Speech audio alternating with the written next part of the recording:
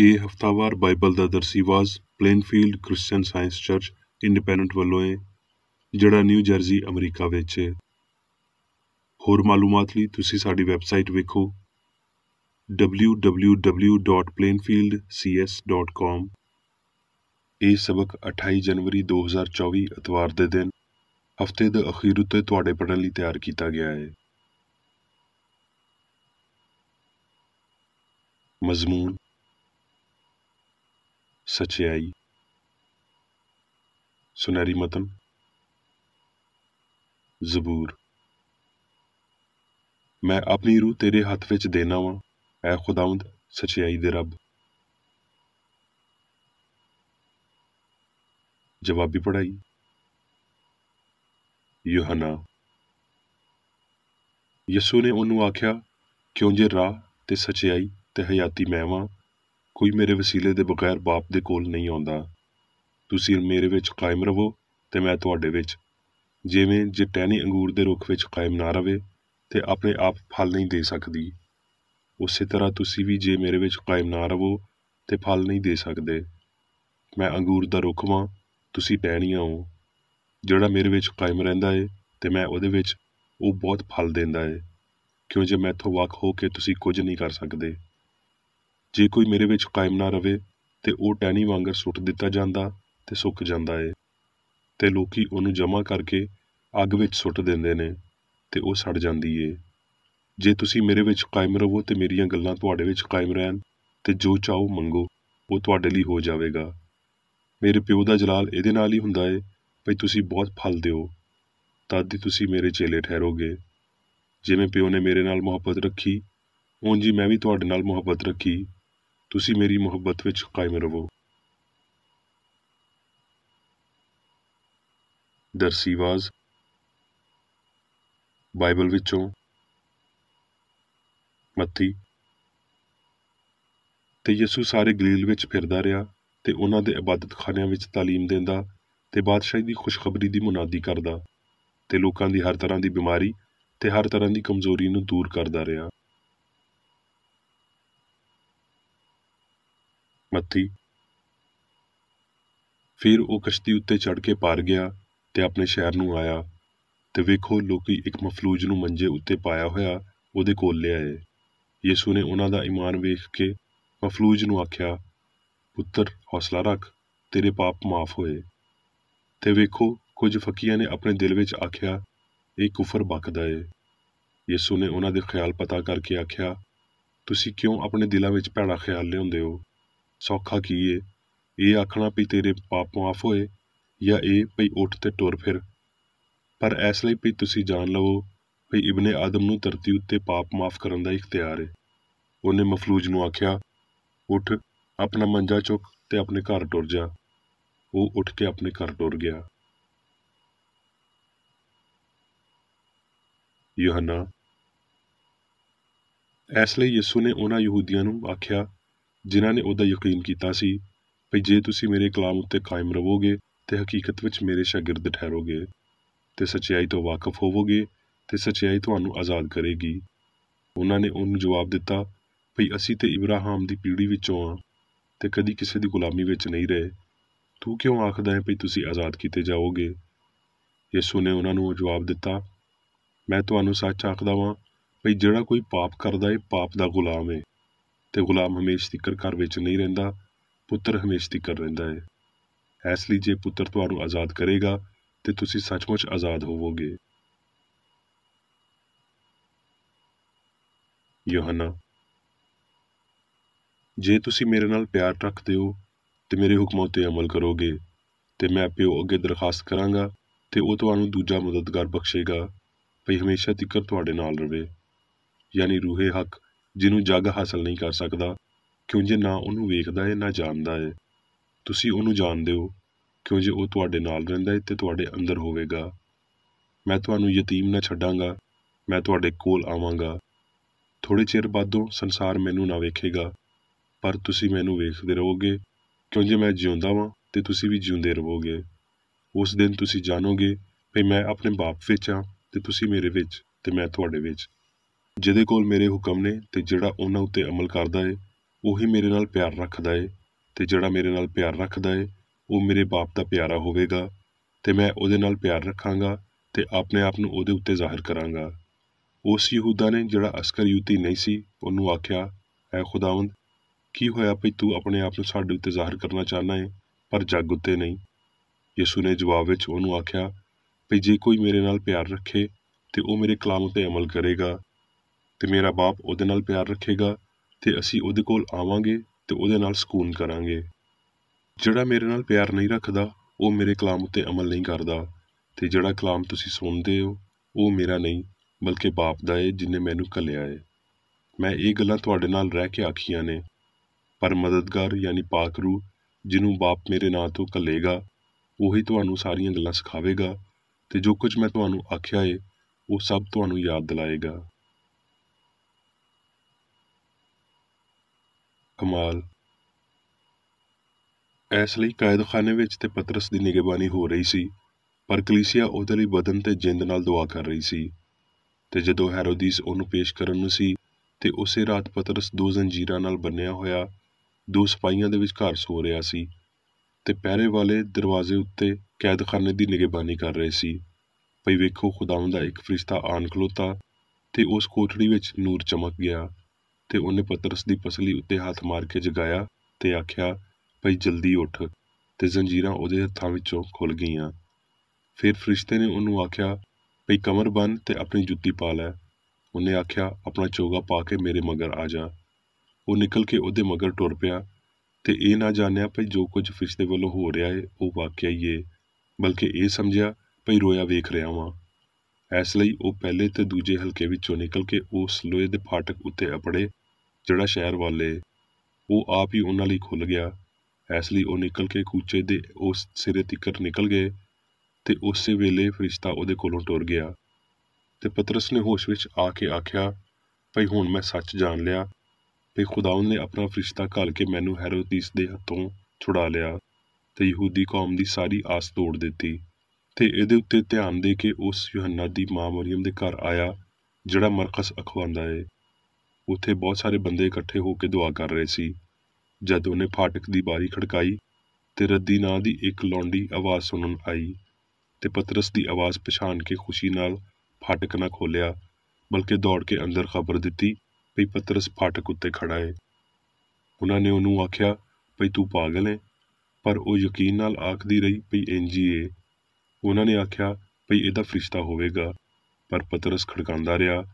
ਇਸ ਲਈ ਉਹਨਾਂ ਨੇ ਬਾਰੀ ਖੋਲ੍ਹੀ ਤੇ ਉਹਨੂੰ ਵੇਖ ਕੇ ਹੈਰਾਨ ਹੋ ਗਏ। ਉਹਨੇ ਉਹਨਾਂ ਨੂੰ ਇਸ਼ਾਰਾ ਕੀਤਾ ਭਈ ਚੁੱਪ ਰਹਿਣ, ਤੇ ਉਹਨਾਂ ਨੂੰ ਦੱਸਿਆ ਭਈ ਖੁਦਾਵੰਦ ਨੇ ਮੈਨੂੰ ਇਸ ਤਰ੍ਹਾਂ ਕੈਦਖਾਨੇ ਵਿੱਚੋਂ ਕੱਢਿਆ। ਫਿਰ ਆਖਿਆ ਭਈ ਯਾਕੂਬ ਦੇ ਭਰਾਵਾਂ ਨੂੰ ਇਸ ਗੱਲ ਦੀ ਖਬਰ ਦੇ ਦਿਓ, ਤੇ ਰਵਾਨਾ ਹੋ ਕੇ ਦੂਜੀ ਥਾਂ ਟੁਰ ਗਿਆ।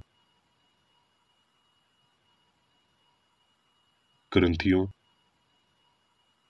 ਤੇ ਉਹ ਖੁਦਾਵੰਦ ਰੂਹ ਏ, ਤੇ ਜਿੱਥੇ ਕਿਤੇ ਖੁਦਾਵੰਦ ਦਾ ਰੂਹ ਏ ਉੱਥੇ ਆਜ਼ਾਦੀ ਏ। ਹੁਣ ਮੈਂ ਮੇਰੀ ਬੇਕਰੇਡੀ ਦੀ ਲਿਖੀ ਹੋਈ ਕ੍ਰਿਸਚਨ ਸਾਇੰਸ ਦੀ ਦਰਸੀ ਕਿਤਾਬ ਸਾਇੰਸ ਤੇ ਸਿਹਤ ਆਇਤਾਂ ਦੀ ਕੁੰਜੀ ਦੇ ਨਾਲ ਵਿੱਚੋਂ ਲਈਆਂ ਹੋਈਆਂ ਲਿਖਾਈਆਂ ਪੜ੍ਹਾਂਗਾ। ਸਾਇੰਸ ਤੇ ਸਿਹਤ। ਬਿਮਾਰੀ ਤੋਂ ਬਚਣ ਜਾਂ ਇਹਦਾ ਇਲਾਜ ਕਰਨ ਲਈ ਇਲਾਹੀ ਰੂਹ ਦੀ ਸੱਚਾਈ ਦੀ ਤਾਕਤ ਨੂੰ ਮਾਦੀ ਹਿੱਸਾਂ ਦੇ ਸੁਪਨੇ ਨੂੰ ਚਕਨਾਚੂਰ ਕਰਨਾ ਪਵੇਗਾ। ਸੱਚਾਈ ਵਿੱਚ ਗਲਤੀ ਦਾ ਕੋਈ ਸ਼ਾਉਰ ਨਹੀਂ ਹੈ, ਮੁਹੱਬਤ ਵਿੱਚ ਨਫ਼ਰਤ ਦਾ ਕੋਈ ਫਹਿਮ ਨਹੀਂ ਹੈ, ਹਯਾਤੀ ਦੀ ਮੌਤ ਨਾਲ ਕੋਈ ਸਾਂਝ ਨਹੀਂ ਹੈ। ਸੱਚਾਈ, ਹਯਾਤੀ ਤੇ ਮੁਹੱਬਤ ਹਰ ਉਸ ਸ਼ੈ ਲਈ ਹਲਾਕਤ ਦਾ ਇੱਕ ਕਾਨੂੰਨ ਹੈ ਜਿਹੜੀ ਇਹਨਾਂ ਦੇ ਉਲਟ ਹੈ, ਕਿਉਂ ਜੇ ਇਹ ਆਪ ਰੱਬ ਦੇ ਸਿਵਾ ਕੁਝ ਵੀ ਜ਼ਾਹਰ ਨਹੀਂ ਕਰਦੀਆਂ। ਸੱਚਾਈ ਦਾ ਕੋਈ ਸ਼ੁਰੂ ਨਹੀਂ ਹੈ। ਇਲਾਹੀ ਸਿਆਣ ਇਨਸਾਨ ਦੀ ਜਿੰਦ ਹੈ, ਤੇ ਇਨਸਾਨ ਨੂੰ ਸਾਰੀਆਂ ਸ਼ੈਵਾਂ ਉੱਤੇ ਹੁਕਮਰਾਨੀ ਦਿੰਦਾ ਹੈ। ਇਨਸਾਨ ਨੂੰ ਮਾਦੀਅਤ ਦੀ ਬੁਨਿਆਦ ਉੱਤੇ ਨਹੀਂ ਬਣਾਇਆ ਗਿਆ, ਤੇ ਨਾ ਉਹਨੂੰ ਮਾਦੀ ਕਾਨੂੰਨਾਂ ਦੀ ਪਾਸਦਾਰੀ ਦਾ ਹੁਕਮ ਦਿੱਤਾ ਜਿਹੜੇ ਰੂਹ ਨੇ ਕਦੀ ਨਹੀਂ ਬਣਾਏ। ਇਹਦਾ ਸੂਬਾ ਰੂਹਾਨੀ ਕਾਨੂੰਨਾਂ ਸਿਆਣ ਦੇ ਉੱਚੇ ਅਸੂਲਾਂ ਵਿੱਚ ਹੈ। ਸਾਇੰਸੀ ਹਸਤੀ ਤੇ ਇਲਾਹੀ ਸ਼ਿਫਾ ਦੀ ਮਸੀਹ ਵਰਗੀ ਸਮਝ ਵਿੱਚ ਕਾਮਲ ਅਸੂਲ ਤੇ ਖਿਆਲ, ਕਾਮਲ ਰੱਬ ਤੇ ਕਾਮਲ ਇਨਸਾਨ, ਸੋਚ ਤੇ ਇਜ਼ਹਾਰ ਦੀ ਨਿਉ ਦੇ ਤੌਰ ਤੇ ਸ਼ਾਮਲ ਹੁੰਦੇ ਨੇ। ਇਹ ਜਾਣਦਿਆਂ ਹੋਏ ਭਈ ਜਿੰਦ ਤੇ ਉਹਦੀਆਂ ਖਸਲਤਾਂ ਹਮੇਸ਼ਾ ਲਈ ਇਨਸਾਨ ਦੇ ਰਾਹੀਂ ਜ਼ਾਹਰ ਕੀਤੀਆਂ ਜਾਂਦੀਆਂ ਰਹੀਆਂ ਨੇ। ਮਾਲਕ ਨੇ ਬਿਮਾਰ ਨੂੰ ਸ਼ਿਫਾ ਦਿੱਤੀ, ਅੰਨੇ ਨੂੰ ਅੱਖੀਆਂ ਦਿੱਤੀਆਂ, ਬੋਲੇ ਨੂੰ ਕੰਨ ਦਿੱਤੇ, ਲੰਗੜੇ ਨੂੰ ਪੈਰ ਦਿੱਤੇ। ਇੰਜ ਉਹ ਇਨਸਾਨੀ ਖਿਆਲਾਂ ਤੇ ਬਦਨਾਂ ਉੱਤੇ ਇਲਾਹੀ ਸਿਆਣ ਦੇ ਸਾਇੰਸੀ ਅਮਲ ਨੂੰ ਲੋਹ ਵਿੱਚ ਲਿਆਇਆ ਤੇ ਉਹਨਾਂ ਨੂੰ ਜਿੰਦ ਤੇ ਮੁਕਤੀ ਦੀ ਚੰਗੀ ਸਮਝ ਦਿੱਤੀ। ਯਿਸੂ ਨੇ ਇੱਕੋ ਹੀ ਤੇ ਇਕੱਠੇ ਮਾਬਾਦੁਲ ਤਬਈ ਮਰਹਲੇ ਨਾਲ ਪਾਪ ਤੇ ਬਿਮਾਰੀ ਨੂੰ ਠੀਕ ਕੀਤਾ। ਕਿਉਂ ਜੇ ਲਖਾਰਨ ਨੇ ਬਿਮਾਰੀ ਤੇ ਇਹਦੇ ਨਾਲ ਪਾਪ ਦੇ ਇਲਾਜ ਵਿੱਚ ਸੱਚਾਈ ਦੀ ਤਾਕਤ ਨੂੰ ਲੱਭਿਆ, ਉਹਦਾ ਨਿਜ਼ਾਮ ਪੂਰੇ ਤੌਰ ਤੇ ਤਸਦੀਕਸ਼ੁਦਾ ਸੀ ਤੇ ਇਹ ਕਦੀ ਅੱਧਾ ਨਹੀਂ ਰਿਹਾ, ਬਲਕਿ ਕ੍ਰਿਸਚਨ ਸਾਇੰਸ ਦੀ ਉਚਾਈ ਤੀਕਰ ਅਪਣਨ ਲਈ ਇਨਸਾਨ ਨੂੰ ਇਹਦੇ ਇਲਾਹੀ ਅਸੂਲ ਦੀ ਫਰਮਾਬਰਦਾਰ ਹਯਾਤੀ ਗੁਜ਼ਾਰਨੀ ਚਾਹੀਦੀ ਏ। ਇਸ ਸਾਇੰਸ ਦੀ ਪੂਰੀ ਤਾਕਤ ਨੂੰ ਉਜਾਗਰ ਕਰਨ ਲਈ ਬਦਨੀ ਹਿੱਸ ਦੀ ਮੁਖਾਲਫਤ ਨੂੰ ਰੂਹਾਨੀ ਹਿੱਸ ਦੀ ਹਮਹਾਂਗੀ ਮੰਨਣੀ ਚਾਹੀਦੀ ਏ। ਜਿਵੇਂ ਭਈ ਮੌਸੀਕੀ ਦੀ ਸਾਇੰਸ ਗਲਤ ਧੁਨਾਂ ਨੂੰ ਠੀਕ ਕਰਦੀ ਤੇ ਆਵਾਜ਼ ਨੂੰ ਮਿੱਠੀ ਆਹੰਗ ਫਰਾਹਮ ਕਰਦੀ ਏ। ਇਲਾਹੀਆਤ ਦਾ ਇਲਮ ਤੇ ਤਿੱਬੀਆਤ ਸਿਖਾਉਂਦੇ ਨੇ ਭਈ ਰੂਹ ਤੇ ਮਾਦਾ ਦੋਵੇਂ ਅਸਲੀ ਤੇ ਚੰਗੇ ਨੇ, ਜਦ ਕਿ ਅਸਲੀਅਤ ਇਹ ਹੈ ਭਈ ਰੂਹ ਚੰਗੀ ਤੇ ਅਸਲੀ ਏ ਤੇ ਮਾਦਾ ਰੂਹ ਦੇ ਉਲਟ ਏ। ਇਸ ਸਵਾਲ ਦਾ ਜਵਾਬ ਭਈ ਸੱਚਾਈ ਕੀ ਏ, ਇਜ਼ਹਾਰ ਦੇ ਰਾਹੀਂ ਬਿਮਾਰੀ ਤੇ ਪਾਪ ਦੋਵਾਂ ਤੋਂ ਸ਼ਿਫਾ ਦੇ ਰਾਹੀਂ ਦਿੱਤਾ ਜਾਂਦਾ ਏ ਤੇ ਇਹ ਇਜ਼ਹਾਰ ਵਿਖਾਉਂਦਾ ਏ ਭਈ ਮਸੀਹੀ ਸ਼ਿਫਾ ਸਾਰਿਆਂ ਤੋਂ ਚੰਗੀ ਸਿਹਤ ਦਿੰਦੀ ਤੇ ਚੰਗਾ ਇਨਸਾਨ ਬਣਾਉਂਦੀ ਏ। ਇਸ ਪਾਰੋਂ ਕ੍ਰਿਸਚਨ ਸਾਇੰਸ ਚੰਗੀ ਲੜਾਈ ਲੜੇਗੀ। ਸਦੀਆਂ ਤੀਕਰ ਹਕੀਮਾਂ ਵੱਲੋਂ ਮਾਦੀ ਇਲਾਜ ਵਰਤਦਿਆਂ ਹੋਏ ਬਿਮਾਰੀ ਉੱਤੇ ਹਮਲੇ ਹੁੰਦੇ ਰਹੇ ਨੇ, ਪਰ ਸਵਾਲ ਇਹ ਪੈਦਾ ਹੁੰਦਾ ਏ ਭਈ ਕੀ ਬਿਮਾਰੀ ਇਹਨਾਂ ਹਕੀਮਾਂ ਦੇ ਪਾਰੋਂ ਹੀ ਘੱਟ ਏ? ਇਹਦਾ ਜਵਾਬ ਇੱਕ ਭਰਪੂਰ ਨਹੀਂ, ਇਹਨਾਂ ਦੋ ਜੁੜਵਾਂ ਅਸਲੀਅਤਾਂ ਵਿੱਚੋਂ ਨਿਕਲਿਆ ਹੋਇਆ ਏ। ਦਕਿਆਨੂਸੀਅਤ ਦੀ ਮਸ਼ਹੂਰ ਲੰਬਾਈ ਤੇ ਤੂਫਾਨ ਦੇ ਵਾਧੂ ਬਿਮਾਰੀਆਂ ਦਾ ਤੇਜ਼ੀ ਨਾਲ ਫੈਲਣਾ ਤੇ ਉਹਨਾਂ ਦੀ ਸ਼ਿੱਦਤ ਦਾ ਵਧਣਾ। ਅਤਾਈ ਇਲਾਜ ਦੇ ਪਾਰੋਂ ਬਹੁਤ ਸਾਰੀਆਂ ਤਕਲੀਫਾਂ ਸਹਿਣ ਤੋਂ ਬਾਅਦ ਲਖਾਰੀ ਇਹਨੂੰ ਮਸੀਹੀ ਸਾਇੰਸ ਤੋਂ ਵੱਖਰਾ ਰੱਖਣ ਦਾ ਹਾਮੀ ਏ। ਹਯਾਤੀ ਦੇ ਰੁੱਖ ਦੀ ਹਿਫਾਜ਼ਤ ਕਰਨ ਲਈ ਸੱਚਾਈ ਦੀ ਦੋ ਧਾਰੀ ਤਲਵਾਰ ਨੂੰ ਹਰ ਪਾਸੇ ਫਿਰਨਾ ਚਾਹੀਦਾ ਏ।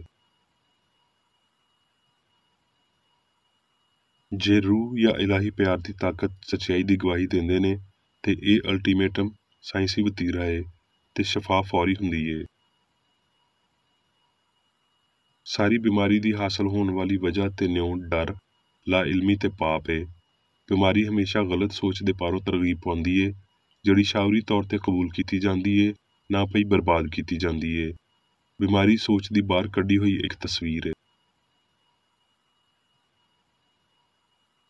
ਸੱਚਾਈ ਆਜ਼ਾਦੀ ਦੇ ਅੰਸਰ ਪੈਦਾ ਕਰਦੀ ਏ। ਇਹਦੇ ਝੰਡੇ ਉੱਤੇ ਰੂਹ ਦਾ ਇਲਾਹੀ ਨਾਰਾ ਗੁਲਾਮੀ ਮੁੱਕ ਗਈ ਏ ਲਿਖਿਆ ਹੋਇਆ ਏ। ਰੱਬ ਦੀ ਕੁਦਰਤ ਕੈਦੀਆਂ ਲਈ ਆਜ਼ਾਦੀ ਲਿਆਉਂਦੀ ਏ। ਕੋਈ ਤਾਕਤ ਇਲਾਹੀ ਮੁਹੱਬਤ ਦਾ ਮੁਕਾਬਲਾ ਨਹੀਂ ਕਰ ਸਕਦੀ। ਉਹ ਕਿਹੜੀ ਫਰਜ਼ ਕੀਤੀ ਗਈ ਤਾਕਤ ਏ ਜਿਹੜੀ ਆਪਣੇ ਆਪ ਨੂੰ ਰੱਬ ਦੇ ਖਿਲਾਫ ਖੜਾ ਕਰਦੀ ਏ? ਇਹ ਕਿੱਥੋਂ ਆਉਂਦੀ ਏ? ਉਹ ਕਿਹੜੀ ਸ਼ੈ ਏ ਜਿਹੜੀ ਇਨਸਾਨ ਨੂੰ ਲੋਹੇ ਦੀਆਂ ਬੇੜੀਆਂ ਦੇ ਨਾਲ ਪਾਪ, ਮੌਤ ਤੇ ਬਿਮਾਰੀ ਨਾਲ ਬੰਨਿਆ ਰੱਖਦੀ ਏ? ਜੋ ਕੁਝ ਵੀ ਇਨਸਾਨ ਨੂੰ ਗੁਲਾਮ ਬਣਾਉਂਦਾ ਏ ਉਹ ਇਲਾਹੀ ਹੁਕਮਰਾਨ ਦਾ ਮੁਖਾਲਫ ਏ। ਸੱਚਾਈ ਇਨਸਾਨ ਨੂੰ ਆਜ਼ਾਦ ਕਰਦੀ ਏ। ਤੁਸੀਂ ਜਾਣਦੇ ਹੋ ਭਈ ਕਦੋਂ ਪਹਿਲੀ ਸੱਚਾਈ ਇਹਦੇ ਮਗਰ ਟੁਰਨ ਵਾਲਿਆਂ ਦੀ ਵਫਾਦਾਰੀ ਤੇ ਘਾਟੇ ਦੇ ਪਾਰੋਂ ਫਤਹਿਮੰਦ ਹੁੰਦੀ ਏ। ਇਹ ਉਦੋਂ ਹੁੰਦੀ ਏ ਜਦੋਂ ਵੇਲੇ ਦਾ ਇਹਤਜਾਜ ਆਜ਼ਾਦੀ ਦਾ ਝੰਡਾ ਚੁੱਕ ਕੇ ਅੱਗੇ ਵੱਧਦਾ ਏ। ਦੁਨਿਆਵੀ ਕੂਵਤਾਂ ਲੜਨਗੀਆਂ ਤੇ ਆਪਣੇ ਪਾਸਬਾਨਾਂ ਨੂੰ ਹੁਕਮ ਦੇਣਗੀਆਂ ਭਈ ਇਸ ਸੱਚਾਈ ਨੂੰ ਬੂਹੇ ਵਿੱਚੋਂ ਨਾ ਲੰਘਣ ਦਿਓ ਜਦੋਂ ਤੀਕਰ ਭਈ ਇਹ ਉਹਨਾਂ ਦੇ ਨਿਜ਼ਾਮਾਂ ਦੀ ਤਾਇਦ ਨਾ ਕਰੇ। ਪਰ ਸਾਇੰਸ ਛੁਰੇ ਦੀ ਨੋਕ ਦੀ ਪਰਵਾਹ ਕੀਤੇ ਬਗੈਰ ਅੱਗੇ ਵੱਧਦੀ ਏ। ਇੱਥੇ ਹਮੇਸ਼ਾ ਕੋਈ ਨਾ ਕੋਈ ਹੰਗਾਮਾ ਹੁੰਦਾ ਏ, ਪਰ ਸੱਚਾਈ ਦੇ ਮਿਆਰ ਦਾ ਇਹ ਇੱਕ ਜਲਸਾ ਹੁੰਦਾ ਏ। ਇਨਸਾਨ ਦੇ ਸਾਰੇ ਹੱਕ ਨੂੰ ਸਮਝਦਿਆਂ ਹੋਏ ਅਸੀਂ ਸਾਰੇ ਜ਼ੁਲਮਾਂ ਦੀ ਤਬਾਹੀ ਦੇ ਬਾਰੇ ਪੇਸ਼ਬੀਨੀ ਕਰਨ ਵਿੱਚ ਨਾਕਾਮ ਨਹੀਂ ਹੋ ਸਕਦੇ। ਗੁਲਾਮੀ ਇਨਸਾਨ ਦੀ ਜਾਇਜ਼ ਹਾਲਤ ਨਹੀਂ ਏ। ਰੱਬ ਨੇ ਇਨਸਾਨ ਨੂੰ ਜੰਮਿਆ। ਪੌਲੂਸ ਨੇ ਆਖਿਆ, ਮੈਂ ਆਜ਼ਾਦ ਜੰਮਿਆ। ਸਾਰੇ ਇਨਸਾਨਾਂ ਨੂੰ ਆਜ਼ਾਦ ਹੋਣਾ ਚਾਹੀਦਾ ਏ। ਜਿੱਥੇ ਕਿਤੇ ਖੁਦਾਵੰਦ ਦਾ ਰੂਹ ਏ ਉੱਥੇ ਆਜ਼ਾਦੀ ਏ। ਮੁਹੱਬਤ ਤੇ ਸੱਚਾਈ ਆਜ਼ਾਦ ਕਰਦੇ ਨੇ, ਪਰ ਬਦੀ ਤੇ ਗਲਤੀ ਗੁਲਾਮੀ ਵੱਲ ਲੈ ਜਾਂਦੇ ਨੇ। ਮਸੀਹ ਜਾਂ ਸੱਚਾਈ ਦੀ ਸ਼ਰੀਅਤ ਰੂਹ ਲਈ ਸਾਰੀਆਂ ਗੱਲਾਂ ਨੂੰ ਮੁਮਕਿਨ ਬਣਾਉਂਦੀ ਏ, ਪਰ ਨਾਮ ਨਿਹਾਦ ਮਾਦੇ ਦੀ ਸ਼ਰੀਅਤ ਰੂਹ ਨੂੰ ਬੇਫਾਇਦਾ ਪੇਸ਼ ਕਰੇਗੀ ਤੇ ਇੰਜ ਇੱਕ ਰੱਬ ਇੱਕ ਸ਼ਰੀਅਤ ਬਣਾਉਣ ਵਾਲੇ ਦੀ ਨਿਉ ਤੋਂ ਵੱਖ ਹੁੰਦਿਆਂ ਹੋਏ ਮਾਦੀ ਅਸੂਲਾਂ ਉੱਤੇ ਵਫਾਦਾਰੀ ਦੀ ਸ਼ਰਤ ਆਇਦ ਕਰੇਗੀ। ਇਹ ਫਰਜ਼ ਕਰਨਾ ਭਈ ਰੱਬ ਗੈਰ ਆਹੰਗੀ ਦੇ ਕਾਨੂੰਨ ਕਾਇਮ ਕਰਦਾ ਏ ਇੱਕ ਗਲਤੀ ਏ। ਮੁਖਾਲਫਤਾਂ ਦੀ ਹਮਾਇਤ ਫਿਤਰਤ ਜਾਂ ਇਲਾਹੀ ਸ਼ਰੀਅਤ ਵੱਲੋਂ ਨਹੀਂ, ਫਿਰ ਵੀ ਇਹਦੇ ਉਲਟ ਬਹੁਤ ਕੁਝ ਆਖਿਆ ਗਿਆ ਏ। ਸੱਚਾਈ ਸਾਰੀਆਂ ਬਦੀਆਂ ਤੇ ਮਾਦੀਅਤ ਪਸੰਦਾਂ ਦੇ ਤਰੀਕਿਆਂ ਨੂੰ ਅਸਲ ਰੂਹਾਨੀ ਕਾਨੂੰਨ ਦੇ ਨਾਲ ਬਾਹਰ ਕੱਢ ਦਿੰਦੀ ਏ, ਯਾਨੀ ਉਹ ਕਾਨੂੰਨ ਜਿਹੜਾ ਅੰਨੇ ਨੂੰ ਬਣਾਈ, ਬੋਲੇ ਨੂੰ ਸੁਣਨਾ, ਗੂੰਗੇ ਨੂੰ ਆਵਾਜ਼ ਤੇ ਲੰਗੜੇ ਨੂੰ ਪੈਰ ਦਿੰਦਾ ਏ। ਮਸੀਹ ਦੀ ਸ਼ਫਾ ਦੀ ਲਾਮਤ ਨਹੀਂ ਸੱਚਾਈ ਇਸ ਜ਼ਮਾਨੇ ਤੀਕਰ ਇੱਕ ਦਬੀ ਹੋਈ ਹਲਕੀ ਆਵਾਜ਼ ਦੇ ਰਾਹੀਂ, ਖਾਮੋਸ਼ ਖਿਆਲਾਂ ਦੇ ਰਾਹੀਂ ਤੇ ਉਸ ਇਲਾਹੀ ਮਸੀਹ ਦੇ ਰਾਹੀਂ ਅਪੜੀ ਜਿਹੜਾ ਮਸੀਹਤ ਨੂੰ ਫਾਇਦਾ ਦੇਣ ਵਾਲੇ ਅਸਰਾਂ ਨੂੰ ਤੇਜ਼ ਕਰਦਾ ਤੇ ਵਧਾਉਂਦਾ ਏ। ਮੈਂ ਮੇਰੀ ਆਸ ਦੇ ਪੂਰਾ ਹੋਣ ਨੂੰ ਵੇਖਣ, ਯਾਨੀ ਲੋਹ ਦੀ ਐਸ ਕਿਰਨ ਦੇ ਉੱਚੇ ਹੁਨਰ ਵੇਖਣ ਦੀ ਤਾਂਗ ਰੱਖਦਾ ਵਾਂ। ਕਿਉਂ ਜੇ ਸੱਚਾਈ ਲਾਮਤ ਨਹੀਂ ਏ, ਇਸ ਲਈ ਸੱਚਾਈ ਨੂੰ ਕੁਝ ਵੀ ਨਾ ਸਮਝਿਆ ਜਾਣਾ ਚਾਹੀਦਾ ਏ। ਕਿਉਂ ਜੇ ਸੱਚਾਈ ਚੰਗਿਆਈ ਵਿੱਚ ਕਾਦਰ ਮੁਤਲਕ ਏ ਤੇ ਗਲਤੀ ਜਿਹੜੀ ਸੱਚਾਈ ਦੀ ਮੁਖਾਲਫ ਏ ਉਹਦੇ ਵਿੱਚ ਕੋਈ ਤਾਕਤ ਨਹੀਂ ਏ, ਪਰ ਬੁਰਾਈ ਕੁਝ ਨਾ ਹੋਣ ਦੇ ਬਰਾਬਰ ਏ। ਬਹੁਤ ਵੱਡੀ ਗਲਤੀ ਬਹੁਤ ਉੱਚੀ ਚੰਗਿਆਈ ਦੀ ਜਾਲੀ ਮੁਖਾਲਫ ਏ। ਸਾਇੰਸ ਤੋਂ ਜੰਮਣ ਵਾਲਾ ਇਤਮਾਦ ਇਸ ਅਸਲੀਅਤ ਵਿੱਚ ਲੁਕਿਆ ਏ ਵੀ ਸੱਚਾਈ ਅਸਲੀ ਏ ਤੇ ਗਲਤੀ ਗੈਰ ਅਸਲੀ। ਗਲਤੀ ਸੱਚਾਈ ਦੇ ਸਾਹਮਣੇ ਡਰਪੋਕ ਏ। ਹੁਣ ਮੈਂ ਮੇਰੀ ਬੇਕਰ ਰੇਡੀ ਵੱਲੋਂ ਚਰਚ ਮੈਨੂਅਲ ਵਿੱਚ ਦਿੱਤੇ ਹੋਏ ਰੋਜ਼ਾਨਾ ਦੇ 3 ਫਰਜ਼ ਪੜਾਂਗਾ। ਰੋਜ਼ਾਨਾ ਦੀ ਦੁਆ। ਇਸ ਚਰਚ ਦੇ ਹਰ ਰੁਕਨ ਦਾ ਇਹ ਫਰਜ਼ ਏ ਭਈ ਉਹ ਹਰ ਰੋਜ਼ ਇਹ ਦੁਆ ਕਰੇ, ਤੇਰੀ ਬਾਦਸ਼ਾਹੀ ਆਵੇ, ਇਲਾਹੀ ਸੱਚਾਈ, ਹਯਾਤੀ ਤੇ ਪਿਆਰ ਦੀ ਸਲਤਨਤ ਮੇਰੇ ਅੰਦਰ ਕਾਇਮ ਹੋਵੇ ਤੇ ਸਾਰੇ ਪਾਪ ਮੈਥੋਂ ਨਿਕਲ ਜਾਣ ਤੇ ਤੇਰਾ ਕਲਾਮ ਸਾਰੇ ਇਨਸਾਨਾਂ ਦੇ ਪਿਆਰ ਨੂੰ ਵਧਾਵੇ ਤੇ ਉਹਨਾਂ ਉੱਤੇ ਹੁਕੂਮਤ ਕਰੇ। ਮਕਸਦਾਂ ਤੇ ਕੰਮਾਂ ਦਾ ਇੱਕ ਅਸੂਲ। ਨਾ ਕੋਈ ਮੁਖਾਲਫਤ ਤੇ ਨਾ ਕੋਈ ਜ਼ਾਤੀ ਤਾਲੁਕ ਮਾਦਰੀ ਚਰਚ ਦੇ ਕਿਸੇ ਰੁਕਨ ਦੇ ਮਕਸਦਾਂ ਜਾਂ ਕੰਮਾਂ ਉੱਤੇ ਅਸਰ ਕਰਨੇ ਚਾਹੀਦੇ। ਸਾਇੰਸ ਵਿੱਚ ਬਸ ਇਲਾਹੀ ਪਿਆਰ ਹੀ ਹੁਕੂਮਤ ਕਰਦਾ ਏ ਤੇ ਇੱਕ ਮਸੀਹੀ ਸਾਇੰਸਦਾਨ ਪਾਪ ਨੂੰ ਰੱਦ ਕਰਦਿਆਂ ਹੋਏ ਸੁੱਚੀ ਭਰਾਬੰਦੀ, ਖੈਰਾਤ ਪਸੰਦੀ ਤੇ ਮਾਫੀ ਨਾਲ ਪਿਆਰ ਦੀਆਂ ਮਿੱਠੀਆਂ ਸੱਚਾਈਆਂ ਦਾ ਪਰਛਾਵਾਂ ਬਣਦਾ ਏ। ਇਸ ਚਰਚ ਦੇ ਸਾਰੇ ਰੁਕਨਾਂ ਨੂੰ ਸਾਰੇ ਪਾਪਾਂ ਤੋਂ, ਗਲਤ ਤਰ੍ਹਾਂ ਦੀਆਂ ਪੇਸ਼ਨਗੋਈਆਂ, ਮੁਨਸਫੀਆਂ, ਮੁਜ਼ਮਤਾਂ, ਸਲਾਵਾਂ, ਗਲਤ ਅਸਰਾਂ ਨੂੰ ਲੈਣ ਤੇ ਗਲਤ ਅਸਰ ਦੇਣ ਤੋਂ ਆਜ਼ਾਦ ਰਹਿਣ ਲਈ ਹਰ ਰੋਜ਼ ਖਿਆਲ ਰੱਖਣਾ ਚਾਹੀਦਾ ਏ ਤੇ ਦੁਆ ਕਰਨੀ ਚਾਹੀਦੀ ਏ। ਫਰਜ਼ ਲਈ ਚੁਸਤੀ। ਇਸ ਚਰਚ ਦੇ ਹਰ ਰੁਕਨ ਦਾ ਇਹ ਫਰਜ਼ ਏ ਭਈ ਉਹ ਹਰ ਰੋਜ਼ ਜਾਰਹਾਨਾ ਜ਼ਹਿਨੀ ਸਲਾਵਾਂ ਦੇ ਖਿਲਾਫ ਆਪਣੇ ਆਪ ਨੂੰ ਤਿਆਰ ਰੱਖੇ ਤੇ ਰੱਬ, ਆਪਣੇ ਕਾਇਦ ਤੇ ਇਨਸਾਨਾਂ ਲਈ ਆਪਣੇ ਫਰਜ਼ਾਂ ਨੂੰ ਨਾ ਕਦੀ ਭੁੱਲੇ ਤੇ ਨਾ ਕਦੀ ਨਜ਼ਰਅੰਦਾਜ਼ ਕਰੇ। ਉਹਦੇ ਕੰਮਾਂ ਦੇ ਰਾਹੀਂ ਉਹਦਾ ਇਨਸਾਫ ਹੋਵੇਗਾ, ਉਹ ਬੇਕਸੂਰ ਜਾਂ ਕਸੂਰਵਾਰ ਹੋਵੇਗਾ।